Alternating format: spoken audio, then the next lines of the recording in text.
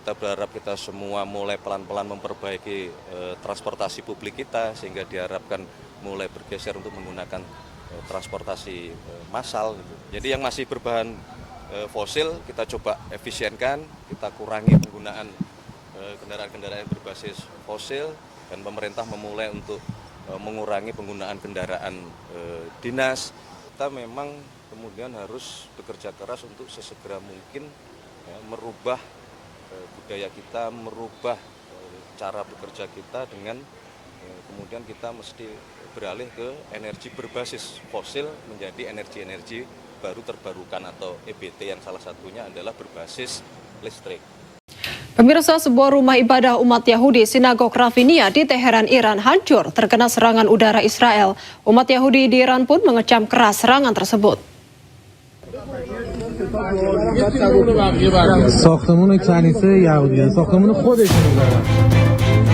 Serangan udara yang dilancarkan oleh Israel ke pusat kota Teheran menghantam rumah ibadah umat Yahudi Sinagoge Rafinia. Nampak bangunan sinagoge tersebut porak-poranda dengan puing-puing berserakan di seluruh area akibat hantaman serangan udara. Pemimpin komunitas Yahudi Iran, Rabbi Yones Hamamila Lehzar, mengunjungi sinagoge Rafinia yang hancur sepenuhnya bersama sejumlah tokoh masyarakat. Nampak pula tim penyelamat juga terlihat bekerja membersihkan puing-puing di lokasi terdampak. Rabbi Lehzar menyebut gulungan kitab Taurat yang ditulis tangan masih tertimbun di bawah puing dan tengah diupayakan untuk diselamatkan. کتاب‌های مقدس می‌بینید حالا خود تومارای تورات که یه پوسه حیوان حلال‌گوشت و با مرکب مخصوص با دست نوشته میشه، هنوز مدفون است. دوستان دارن همکاری میکنن تا بتونن اونها رو بیرون بیارن. اینجا دچار آسیب شده که باعث تأسف و ناراحتی بسیاری برای همکیشان ما شده. دوستان زیادی از هموطنان مسلمانمون از امروز صبح تا حالا با شنیدن خبر ابراز تأسف کردن. Sebelumnya, militer Israel mengumumkan pada hari Selasa bahwa mereka telah melakukan serangkaian serangan udara yang menargetkan infrastruktur di Teheran dan daerah lain di Iran. IDF pun menyesalkan kerusakan yang timbul pada sinagoge Rafinia. Jembatan di Jalan Tol Karazi, Teheran, Iran hancur setelah mendapatkan serangan udara.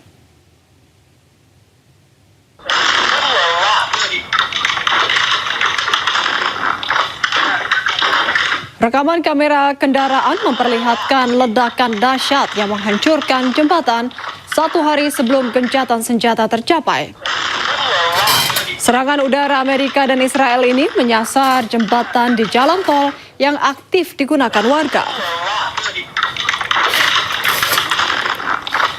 Infrastruktur publik seharusnya dilindungi dan tidak menjadi target serangan sesuai aturan Konvensi Jenewa.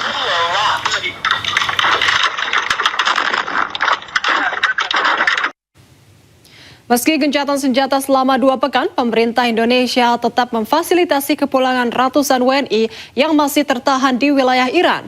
Sekitar 281 WNI akan segera dievakuasi secara bertahap. Sekitar 281 orang WNI yang berada di wilayah Iran, 35 orang diantaranya adalah ABK yang berada di kapal-kapal yang di pesisir Iran. Terkait perkembangan terkini di Iran, KBRI terus mematangkan rencana evakuasi tahap berikutnya dengan melakukan kontak dengan para WNI yang telah menyatakan siap untuk dievakuasi. Dan tentunya terkait rencana evakuasi ini terus disesuaikan dengan kondisi terkini dan situasi di lapangan, mengingat perlu dipastikan bahwa pergerakan para WNI tersebut juga dilakukan melalui rute-rute yang aman, baik pada saat menuju titik kumpul maupun pergerakan menuju. Presiden Prabowo Subianto mengatakan sumber minyak dan gas Indonesia tidak terlalu banyak melewati Selat Hormuz, sehingga Indonesia masih bisa mencari alternatif migas lain. Sementara itu, Prabowo juga pastikan pemerintah akan mempertahankan harga BBM subsidi, terutama bagi rakyat kecil. Sumber-sumber minyak dan gas kita tidak terlalu banyak yang lewat Selat Hormuz. Kita bisa mencari alternatif lain selain kita punya kekuatan dalam negeri yang sangat kuat. Ya. Ada periode yang kita harus atasi bersama, tapi saya terima kasih tim saya, menteri-menteri ekonomi saya handal, terima kasih. Mereka laporkan, Pak, tenang. Untuk BBM yang bersubsidi kita akan pertahankan untuk rakyat kecil dan rakyat miskin. Kita akan pertahankan untuk 80% rakyat kita. Tapi pada saatnya yang orang-orang kuat, orang-orang kaya, ya kalau mau pakai bensin yang mahal, ya dia harus bayar harga pasar. Lo udah kaya minta subsidi lagi, ya enggak lah. Meskipun dihadapkan perang di Timur Tengah dan penutupan jalur Selat Hormuz, pemerintah jamin ketahanan serta pasokan migas nasional dalam kondisi aman. Sementara itu untuk distribusi BBM di seluruh wilayah Indonesia disebut berjalan lancar dan dalam pengawasan ketat. Tadi kami juga mendapat laporan dari Pertamina Patraniaga bahwa proses pengadaan dan juga penyaluran daripada BBM juga aman lancar. Bahkan sudah dijelaskan tentang mitigasi pasokan yang mungkin terhambat dari Selat Hormuz, itu sudah ada gantinya. Sehingga dengan demikian proses supply daripada crude maupun BBM itu.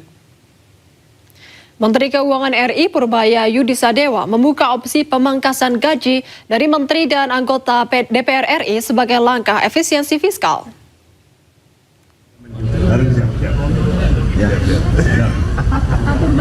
Menteri Purbaya memperkirakan pemangkasan berada di kisaran 25% dengan tujuan menjaga defisit APBN tetap di bawah ambang batas 3%. Meski demikian, Purbaya menegaskan angka tersebut masih sebatas perkiraan pribadi dan belum menjadi keputusan resmi pemerintah. Belum tebak. Kalian nebak saya. Saya nggak tahu kalau menteri sih nggak apa-apa. Kalian kita lihat kebijakan presiden seperti apa. Tapi kalau gaji Bapak dipotong gimana, Pak? Apa-apa. Kan banyak duitnya. Potong berapa misalnya? Ya saya kan nggak tahu. Kira-kira berapa Pak kena potongnya Pak? Kayaknya 25%. Gaji menteri udah ada pembicaraan DPR. Belum tebak. Pemirsa, Wakil Presiden ke-10 dan ke-12 RI Yusuf Kala melaporkan Rismon Sianipar ke Baris Krim Polri. Yusuf Kala datang bersama dengan penasihat hukum dan juru bicaranya.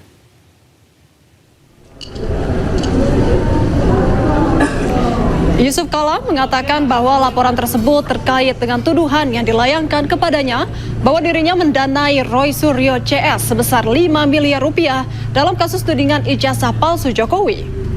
Jika sebelumnya laporan tersebut hanya dilakukan oleh kuasa hukumnya, kali ini Yusuf Kala secara langsung hadir untuk membuat laporan. Meski sebelumnya Rismon membantah video yang beredar, namun Yusuf Kala tetap melaporkan Rismon karena alasan tertentu. Tapi apapun bantahannya, dia hanya mengatakan itu bukan lakukan, tapi tidak membantah isinya. Tidak membantah, hanya membantah bahwa bukan yang bikin. Bisa saja dia minta orang lakukan. Dia kan tidak membantah bahwa saya bayar 2 miliar. Kalau dia bantah bahwa itu tidak benar dan tidak benar Pak JK 5 miliar kasih uang, mungkin ada manfaatnya, tapi hanya kalau bantahkan itu tidak ada.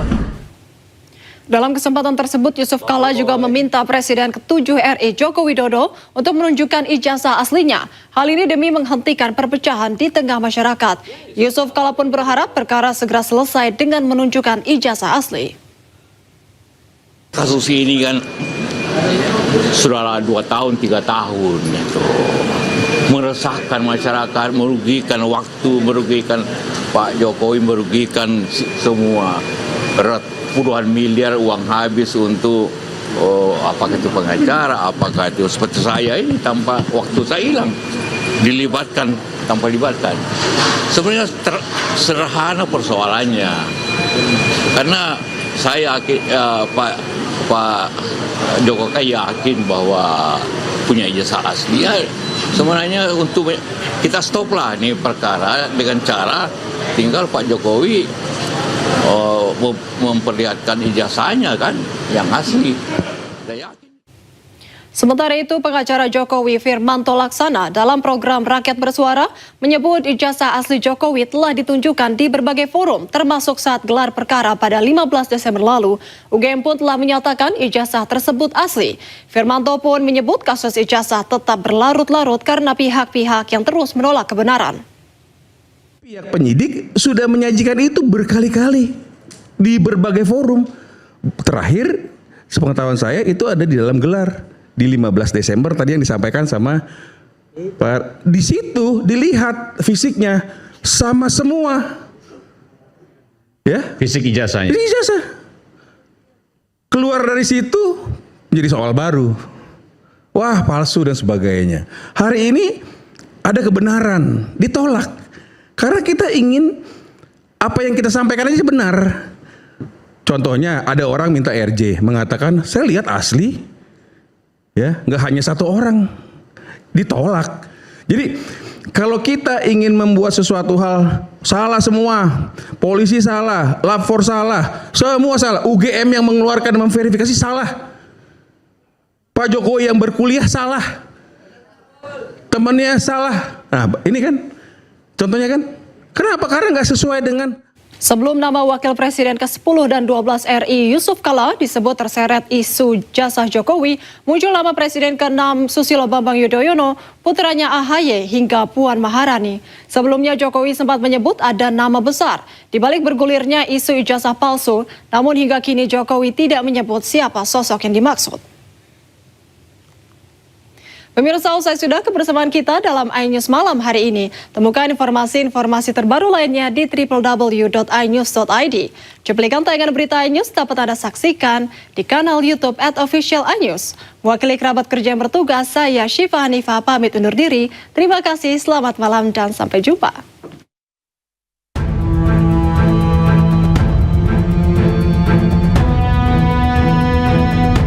Wakil Presiden ke-10 dan 12 RI Yusuf Kala bukan tokoh politik pertama yang namanya diseret dalam kasus fitnah ijazah Jokowi.